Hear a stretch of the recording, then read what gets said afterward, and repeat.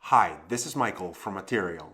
We are about to transfer your Ethereum or USDT from an exchange to your Material wallet. Before moving forward, make sure to read our manual to learn the best security practices when you manage crypto. Go to your exchange and find the option to send, deposit, or transfer crypto.